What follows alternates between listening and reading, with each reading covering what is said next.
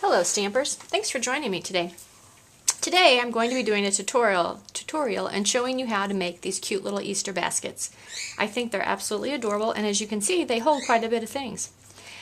The basket is actually made out of the Scallop Envelope die with the Big Shot. So what you're going to need to do is you're going to need to start off and cut 4 of these envelopes. Okay? Then what you're going to do is on 2 of them, you're going to use your scissors and you are going to cut off the side flaps. Be sure you do both flaps on 2 of them.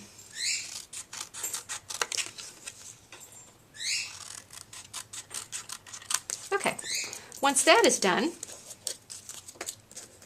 you are going to take them and you are going to fold along the score lines on the bottoms of the 2 that you've cut off the sides from.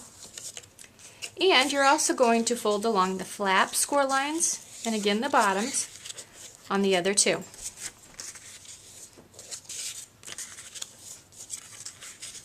Okay, so that they look like that. Then, using your Tombow glue, which I love this glue when I'm putting baskets and stuff together, I find it holds quite well, you are going to put glue on the flaps of the 2 that you left. Okay, and I find it easiest to lay it down,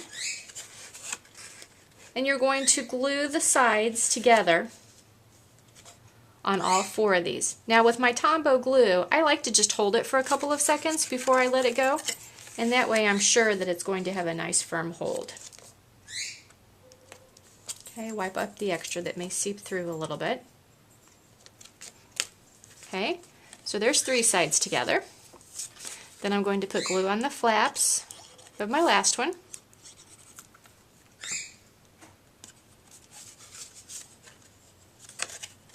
Wait, get my direction right here. And I'm going to glue those together. Now again, I just like to hold it for a few seconds just to make sure it's going to hold. And I find that it develops a fairly tight bond pretty quickly. Pull this one up, line it up, and glue that one on. I've got very sticky fingers from wiping that off, so you got to be careful with that. Okay, so then you have something that looks like this. And you do need to set it aside for a few minutes to dry before you start folding more. Once it is dried for a little bit, you have something that looks like this. Now you're going to fold up your bottoms. Okay, so what I do when I do this is I fold in 2 of my sides. Okay, and again I'm using my Tombow adhesive, and I'm just going to put glue on my flaps. If I can get my glue to come out, there we go. And hold those down. I'm going to turn it, put glue on the sides of this flap, hold it down, and then I like to turn my box over so that I can look inside at my flaps and make sure that I have them lined up just right. And then I like to take something like a container with brads and just put it in there and just push down a little bit. Hold it again just for a few seconds to make sure it has a nice tight bond. And then it's like this, and then you can set it aside to dry. Okay, once your box has had a chance to dry, your bottom flaps and your sides together, now it's time to fold down the top scallop. So all I do is I go through and fold it down with my fingers on all 4 sides. And then, just to help it so that it stays down and goes somewhat flat, I will take my bone folder and I just rub it along the sides just to help make sure that's a nice, strong, and crisp fold. Then, if you want to keep your sides out like that, you certainly can, but on my basket that I did adhere my sides down, my side flaps down. So again, I'm just going to take some of my Tombow adhesive. Again, hold it for a few seconds till it bonds.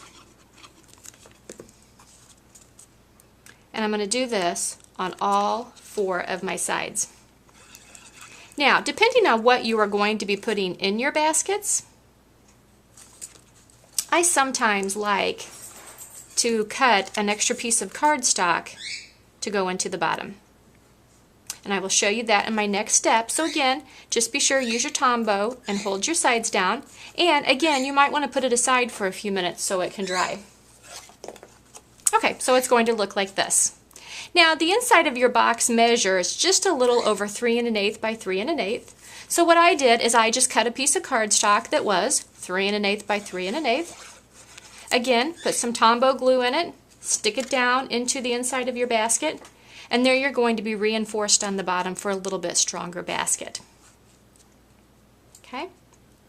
Now you're ready to decorate a little bit more.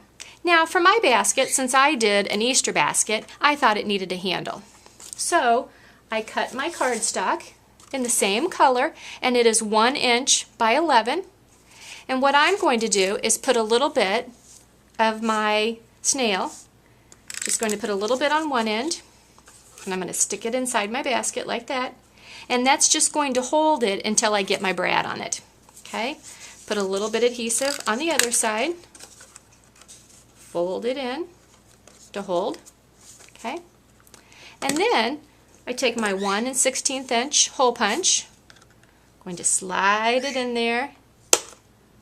Punch. Go to the other side. Slide it in there. Punch. And then I have my holes, and I'm all ready for my soft, subtle brads to go in.